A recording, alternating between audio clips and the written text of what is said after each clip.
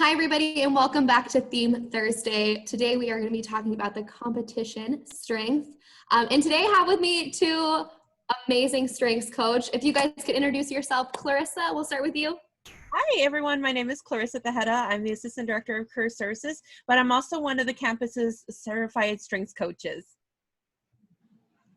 And hi, everybody. I'm Kaelyn, Friese. I am the internship coordinator with the May Center, and I'm also one of the certified strengths coaches on campus. So I'm excited to be here with you guys today. Thank you, guys. I am so excited to have you guys here. Being a strengths coach having them on campus is really such a gift. It is so exciting to learn about our strengths in really new and innovative ways, and having strengths coach who can really understand and walk you through your strengths is so valuable. So I'm super excited to have them here to talk about competition today. And before we get started, I'll just tell you a little bit about competition from what I know and from what Gallup has shared. People exceptionally talented in competition measure their progress and performance against others. So different than achiever, who has a tendency to internalize those performance measures. Competition has a tendency to strive to win first place. They revel in contests, and they're rooted in comparison. So they have a tendency, I heard the metaphor earlier today about somebody who has high competition and they're running a race. They're competing against the people next to them, where an achiever might look at the time clock and be competing against their best time. So that's how they kind of differ. And competition is really one of those that has mature, like all strengths have mature and raw talents, raw strengths. And a mature strength is usually, they cheer on their competitors, they cheer on everybody else around them. And competition is really a way for them to challenge themselves. But I would love to hear more from you guys about the experts, our resident experts, on what these Clifton strengths are, and particularly competition. So, Clarissa, how would you describe competition? I think you hit a lot on the head, to be honest. So competition is really a unique one. It's that driving force. Not only do they want to win, but any team that they're on, they want them to be excellent. And it's not just about the game, right? So they're not driven, again, just like playing the game, participating. They want to win. At the end of the day is being number one and kind of driving those people around them. It's really exciting, I will say. I'm one that competition's my lost strength. Oh, really? But I see the merit of it, because it's one that they can really recharge a team when you may not have it in yourself. If you're partnered with someone that has it, it's a really exciting time. Yeah, and I think it's really interesting too with competition. It tends to be looked at as a very negative strength, even in today's world, we're like, oh, well, that person's so competitive. They take the fun out of it. But really, they can really push their team members and really push themselves to achieve. So that's really, it's not always a negative strength. I think that's sometimes difficult. Kaelyn, what do you think are some of the challenges of being or having competition high in your strengths, list? Well, I think one of the barrier labels to competition is that people consider you a sore loser. And so you can get some of these. I think this comes a lot with competition in your top five. If you have this, that a lot of people do consider you to be maybe not a team player and a sore loser. And, they don't necessarily see failure as an option to move forward or learn from that experience. I think that competition does do that, but that's how other people maybe perceive people who have competition, that they're a sore loser and that they don't necessarily want to be a team player. So I think that's a challenge and a barrier of people who have high competition. But it's not a challenge that someone with competition can't overcome, if that makes sense. Absolutely. Well, and Clifton Strengths is always saying, the raw versus mature. And sometimes when your strengths have not been developed, or you're younger, or you're kind of going through what really your personal strengths are, sometimes you might be a sore loser. And really understanding this is a strength for you. And when you develop that, you can understand how valuable it is as a team. I think that's a really, really interesting point, is that it can be seen very negatively. And that's a big challenge for them.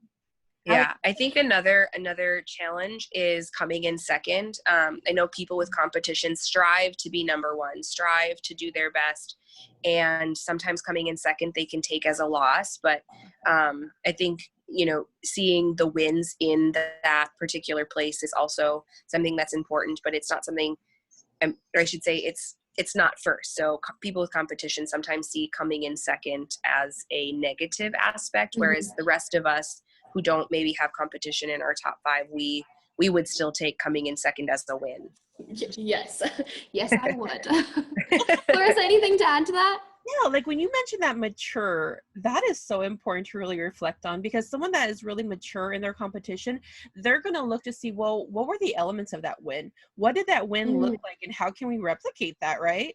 But also when we don't come in first, what are the learning moments, and what do we need to do to maybe reevaluate to get us back on track? So they're not going to be, again, that sore loser. If they're really mature on it, they've embraced it, they're going to want to identify how to have that sense of win again. Yeah, I would agree with that 100%. Good point. Good tie-in. I think also when thinking about the mature side of competition, sometimes even when you win, if your strength is still pretty raw, maybe that win was not that great. Maybe you stepped on some other people on your team to get that win. But when you have that mature strength and you're able to really reflect on it, you can look back and say, okay, what can I do to make that win a win for everybody? And that's just part of learning to be, learning to utilize our strengths. Can I build on that, Allie, and just say that I think one thing that's a positive to competition is that people who have competition, they really watch other performance or like other performers to better themselves. They're really observant in that aspect, and they take that challenge on with stride. They really are good at observing what's going on, and they utilize that information as knowledge to help them move forward and be that number one and take that next step. And so that's really a great piece that you mentioned. I really wanted to tie that in. That is such a good point, is that when we think of competitors, they're competitive because they're paying attention to the people around them, and they can see that opportunity for them to excel. Yes, and that's a great way to kind of overcome that barrier label for people who have competition, that they're not team players, because they really are. They're observing and taking in lots of information, analyzing that, and using it to help better not only themselves, but in doing the bettering of themselves, they're bettering the team. Absolutely. So I would call someone with competition out on that and ask them to help others maybe improve, and to share the observations that they've had as they've moved forward in the progress that they've made. That's really cool.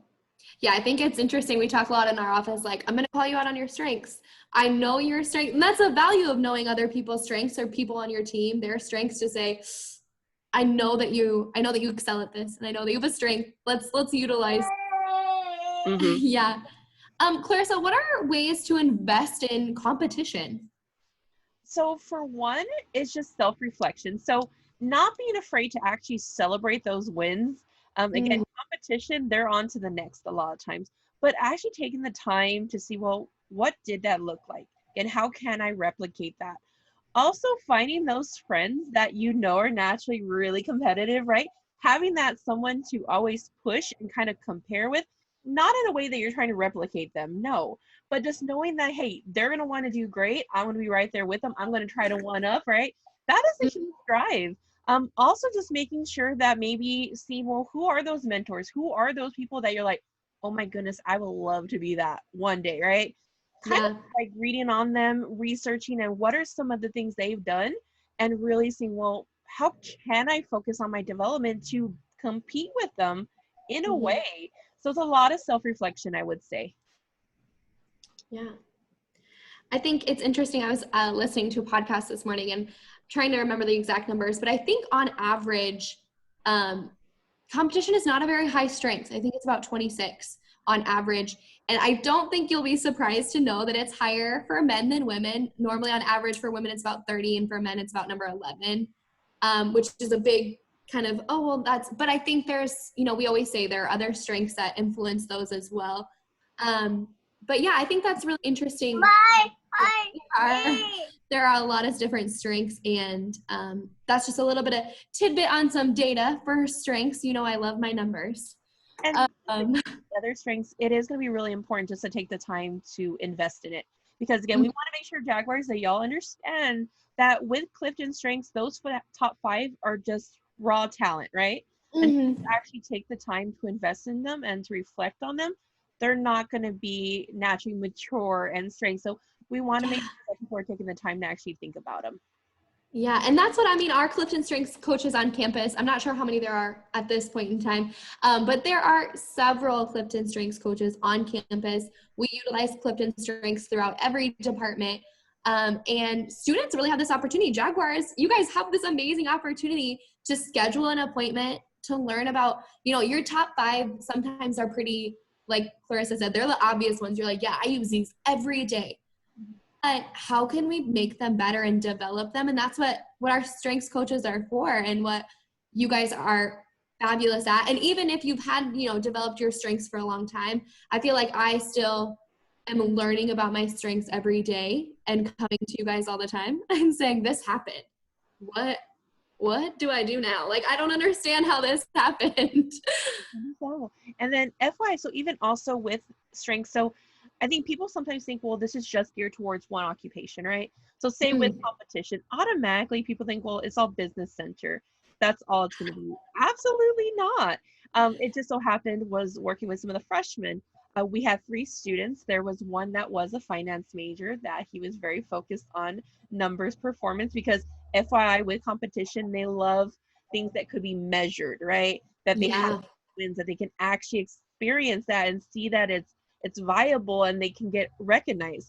But I also had an education major and a pre-physical therapy student, and they both expressed competition in their 5. It's just in a different way.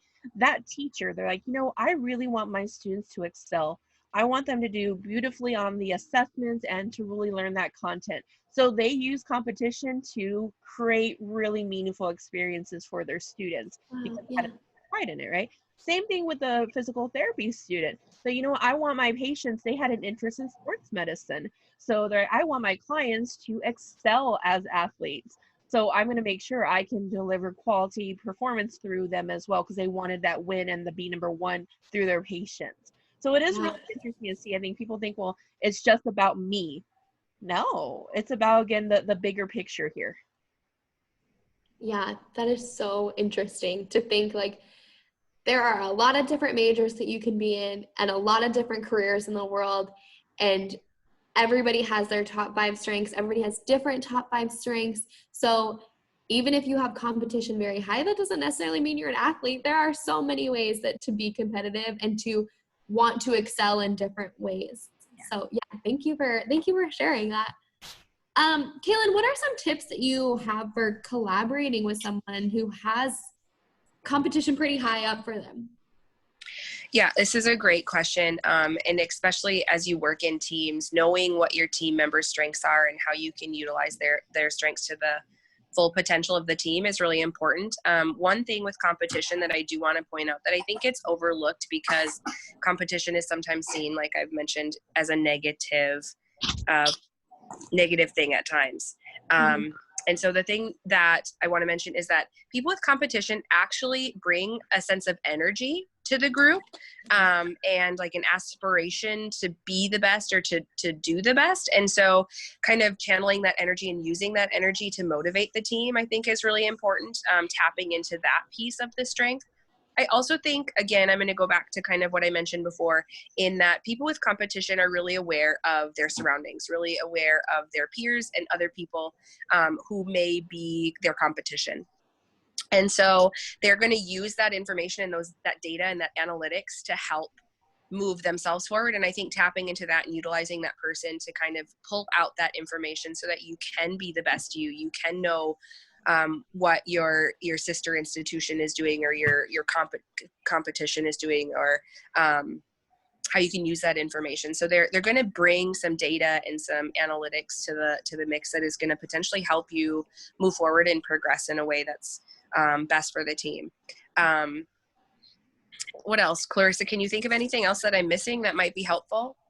No, I agree. The fact that I think someone with competition is going to take you out of your comfort zone. It's not just, oh, our team is great on our individual, but also, hey, how can we become a national standard? It's a big thing. That's what a competition looks like. Also, again, giving them tasks that they can see a win is very important.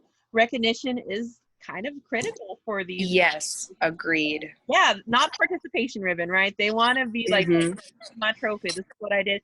Giving those shout outs when you work with them, say, hey, great job on you, making sure you're recognizing that's going to be really important. Yes.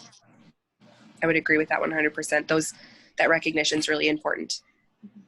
Yeah, absolutely. And I think, like I said earlier, I think there's a couple of different strengths where recognition is important. Like an achiever wants to be able to achieve their goal, but competition takes that to a different kind of level and a different kind of understanding of what it is. And so thank you guys for sharing that. Is there anything else you guys want to share before we head out, before we end this conversation? I think it's really interesting. One thing that competition talents tend to describe themselves as, I love the chance to go against the best. Mm-hmm. They are really looking for the opportunity to go against the very best. And I think, like we've been saying, sometimes this can be seen as a really negative thing or a negative theme, but how amazing is it to have somebody on the team, somebody on your team or somebody that says, I'm ready to go up against the best and I want to, because it's going to make us better. Yeah. And when we can do that kind of comparison, we always say like, oh, it's terrible to compare yourself to other people. It's terrible. It'll hurt you and blah, blah. But sometimes you need to compare yourselves, and that's an opportunity for you to say, I'm comparing myself only because I want to learn how to be better. I want to learn how to achieve more.